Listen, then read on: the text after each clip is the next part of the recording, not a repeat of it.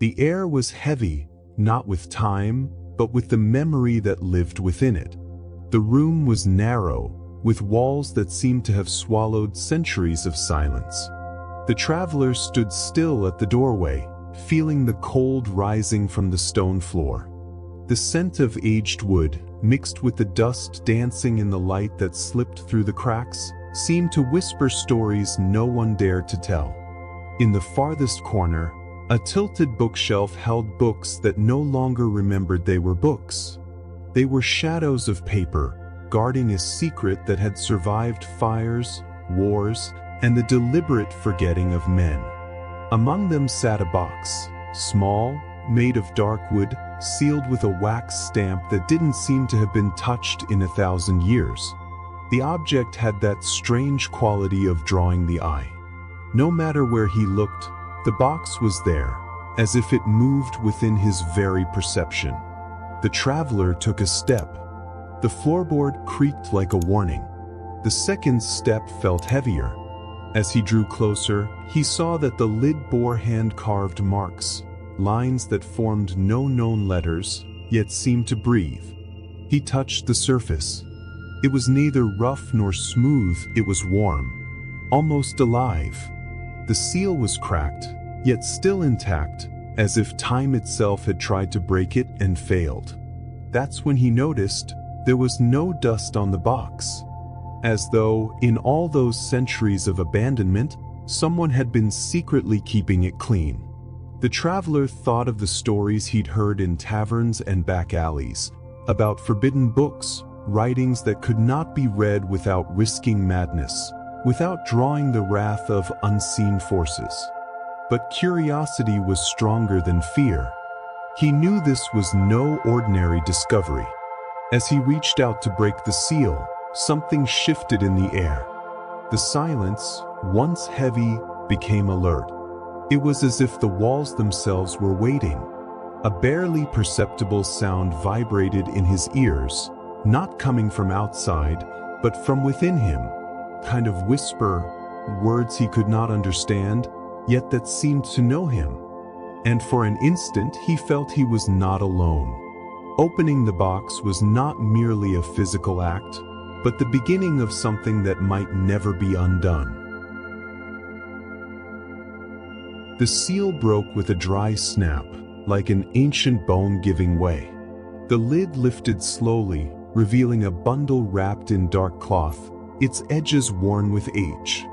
The traveler lifted it carefully, surprised at its weight for something so small. It wasn't just paper, there was something inside it that seemed to hold more than matter. Unwrapping the cloth revealed a yellowed parchment, marked with the stains of time and traces of ink that the very air had tried to erase. Yet the words were still there, firm, almost imperceptibly pulsing, as if the writing itself had a heartbeat. The symbols were not ordinary letters. Some resembled the strokes of dead languages, others looked like tiny constellations. There were curves that felt like rivers seen from above, and dots that, together, formed something akin to a map. But a map of what? When he tilted the parchment toward the light, he noticed something unsettling. Certain strokes shifted in place. The lines seemed to move subtly, rearranging themselves before his eyes, as if they were alive and aware of the observer. He blinked, thinking it was an illusion, but the phenomenon persisted. At the bottom, there was a drawing unlike any of the others, a kind of key not made of metal, but of light. Or perhaps it was simply the way the golden ink reflected. Yet the figure seemed to beckon, as if it were the first piece of a greater puzzle. A strange thought crossed his mind. This wasn't written to be read, it was written to read me. As he examined it more closely, a chill ran down his neck. Next to one of the symbols, etched so delicately it nearly disappeared into the paper, was a name. Not just any name. His name. The traveler stepped back, the parchment trembling in his hands. How could his name be there, in a manuscript no one had touched in 1,000 years? He didn't know, But something within him, something that didn't belong to reason, began to stir. A feeling that these words were more than ancient records. They were seeds. And once seen, they began to sprout in the heart of whoever found them. The air in the room felt thicker, and for an instant, he had the impression that the shadows around him were growing longer. As if something were approaching or waking. The presence that was reading along with him may have been there long before the box was ever opened. He was no longer alone. There was no sound, yet the traveler could feel it. Skin recognizes presences before the eyes do. The space behind him seemed narrower, as if someone were standing there, still, unmoving, breathing in the same rhythm as his own. His breath quickened, but the silence remained absolute. A silence that was not empty, but alert. Stories returned to his mind, not as memories, but as echoes. In the old ports, fishermen spoke of a book that defended itself. Of scholars who, in trying to decipher it, were haunted by dreams so vivid they blurred the line between reality and nightmare. Dreams in which faceless figures drew closer each night, slowly, until they were near enough for their breath to be felt on the skin, and then the dreamer would wake, never to be the same again. Some went mad. Others vanished, leaving behind only a toppled chair, a candle burned down to the wick, and the manuscript untouched upon the table. He knew the legend spoke of a guardian. Not a man, not a creature, but something older than the paper itself. Something that needed no form to exist, and whose only purpose was to ensure the contents would never be touched by unworthy eyes. The traveler didn't know if he was worthy, but he knew that from the moment he had opened the box, he had been watched. He gripped the parchment more tightly, as if that could protect him. The letters seemed to tremble faintly beneath his fingers, as though the text itself was reacting to the approach of that unseen presence. And then he heard it. Not a sound, but a weight settling inside his mind. A phrase without a voice, yet vibrating in his skull. "You've read it. Now, you can't go back." The phrase had no external source.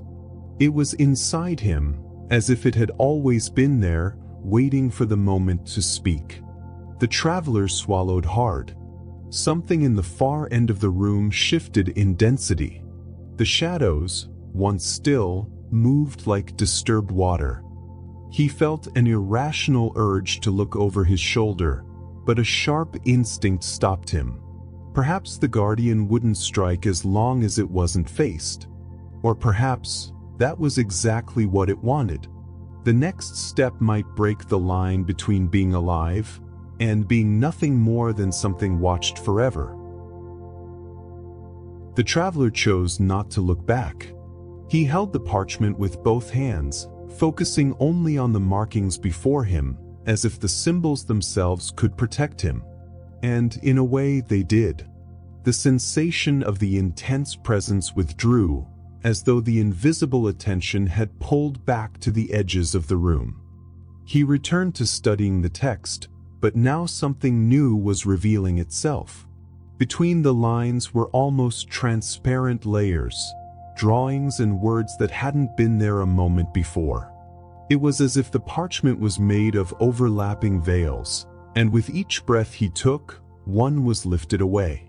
The first layer showed human figures with closed eyes, connected by lines of light that ran through cities, rivers, and mountains.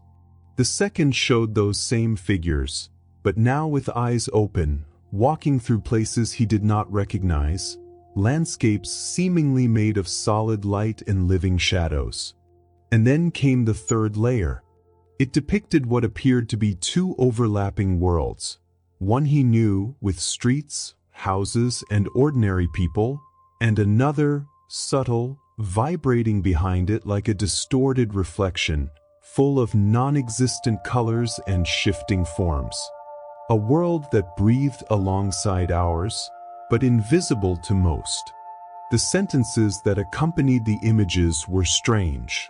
Some felt like prayers, others like commands, words that did not merely describe, but acted upon the mind. Reading them softly aloud brought a faint pressure to his temples, as if his perception were being adjusted to see what had once been impossible. The manuscript didn't just describe these two worlds. It seemed to teach how to cross between them. The instructions were not direct. They were hidden in metaphors about rivers that flow inward, doors without locks, and mirrors that shatter to reveal the true face of the one who looks. The traveler realized that the veil in the title wasn't just poetic imagery. It was literal, a subtle barrier, like an invisible film over the eyes, preventing full vision of reality. And the codex, with its words and images, was a kind of delicate blade capable of slicing through that film. But cutting the veil, he understood, was not an act one could undo. Once crossed, the world would never be seen the same way again. As he absorbed these revelations, something in the corner of the parchment began to glow faintly, a circular mark, like a seal. And behind that seal, there seemed to be more, as if the manuscript still held a second part. To reach it, he would have to decide whether he was ready to tear through the very fabric of reality. The next move might not only reveal the truth, but also draw the attention of those who live on the other side of the veil. When the traveler touched the seal, a wave of heat rose through his fingers, as if the parchment were breathing through his skin. The circular mark slowly opened, not tearing the paper, but revealing a hidden space within its fibers. There, concealed, were words unlike any language he knew, and yet he understood them. It wasn't rational comprehension.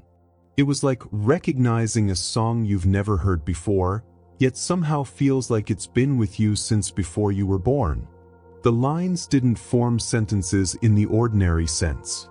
They were vibrations, symbols that, when looked upon, didn't just convey meaning, but pure feeling. One stroke carried the taste of fresh water, another, the warmth of a forgotten embrace, another still, the silent ache of farewells that had never happened in this life. It was a language of the soul, and the soul needs no grammar. As he read, his body began to react in strange ways. First a gentle warmth in his chest, then a tingling in his hands, followed by an almost irresistible urge to close his eyes. When he did, images began to take shape. They weren't his memories, but they felt like the memories of something greater.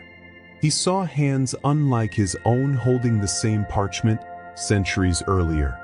He saw eyes weeping over those same words, while candles extinguished themselves all around. He saw deserts and mountains where the manuscript was carried like a reliquary, guarded by people who would never meet one another, yet shared the same mission, to keep it alive until the right reader came. And then came the deepest shock. Among the images, he recognized a face, not familiar to logic, but to something far more intimate, the kind of recognition that crosses lifetimes. And that face was his own, in another era, another place, but with the same eyes. The traveler realized, with a shiver, that he wasn't just reading the manuscript. He was remembering it. Those words were not new. They were a calling, and the feeling was as clear as a whisper inside his heart. You have always known. You have always been here. You had only forgotten. He opened his eyes suddenly, his chest pounding. The parchment lay still, but something within him, within himself, had awakened. If this language could speak to the soul, perhaps it could also command it, and perhaps he had already said yes without even realizing it. The heat still pulsing in his hands seemed to carry echoes of ancient voices. They were not voices from any physical place. They were living memories, suspended in time, beginning to align like pieces of a forgotten mosaic. He saw, or rather felt, the first guardians. Men and women who walked along the edges of official history, living among kingdoms yet belonging to none of them. They wore simple robes, but in their eyes they carried the weight only those who know forbidden truths can bear. These guardians were scribes, monks, travelers, even healers who passed unnoticed through villages.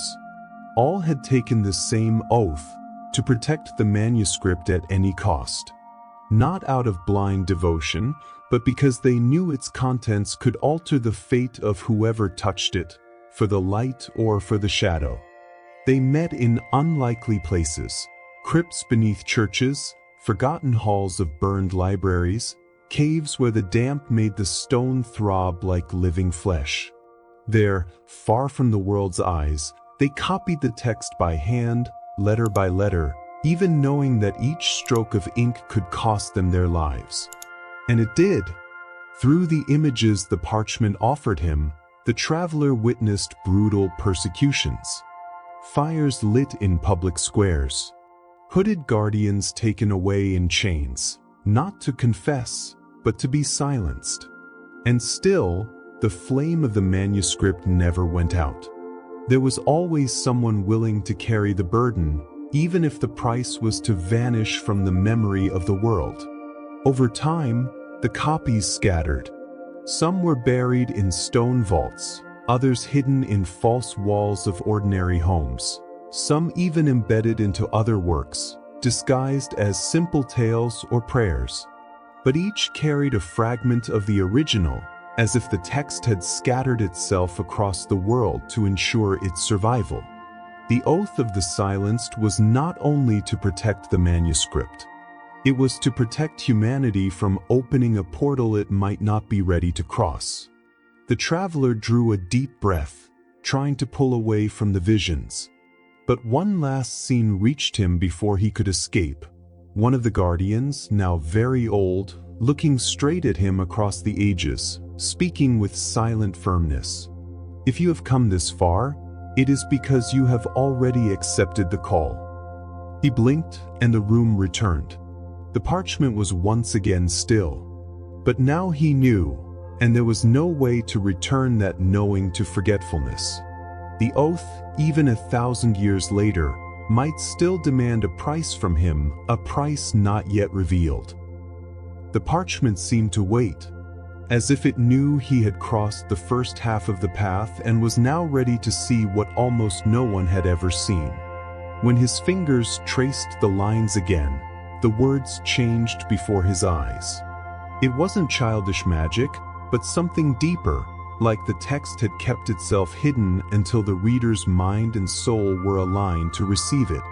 What he saw now was not merely a set of instructions. It was a rite. The first lines spoke of untying the invisible knots, comparing human consciousness to a body entangled in threads of glass. These threads, the text said, were made of inherited beliefs, silent fears, and memories that did not belong to the reader, yet lived within him as truths. To cut these threads, the manuscript instructed to close the eyes and listen to the breath that comes before your own. A strange phrase, until he understood. It was not about breathing in the present, but about feeling the pulse of something older, the origin that preceded his very birth. Then came the second stage. Look at the world as if it were for the last time, until every detail becomes sacred. It was almost poetic, but he felt the hidden weight behind it. It was not simply about contemplation, but about dissolving the barrier between observer and observed until everything became part of a single flow. The third stage was the most enigmatic. Forget your name until the wind no longer knows how to call you. He understood this to mean abandoning completely the identity he carried. Not only the name, but the story, the attachments, the titles, the loves, the pains. Becoming no one, in order to cross as everyone. And then the text spoke of the final moment. When the veil breaks, do not look back. What looks back at you will not be what you knew. The traveler felt a deep shiver. There was nothing in these lines that felt like mere metaphor. Everything had the texture of a real experience, lived and passed down through generations, encoded so that only those who were ready could decipher it. As he read, he noticed something strange. His reflection on the polished surface of the box's lid no longer followed him. The reflection lagged behind, as if waiting for him to take the next step to decide whether it would follow or not. The next move might break not only the veil between worlds, but also the one between him and himself. The text left no room for doubt. Crossing over was not a free act. Each line seemed heavier than the last, as if the very ink carried the gravity of the choice. The one who sees will not be able to unsee. The one who crosses will not be able to return. It was not a threat. It was a statement of fact. The traveler continued reading, and the words grew harsher. They spoke of people who, upon touching the truth, lost the ability to live in the common world. They saw too much, felt too much.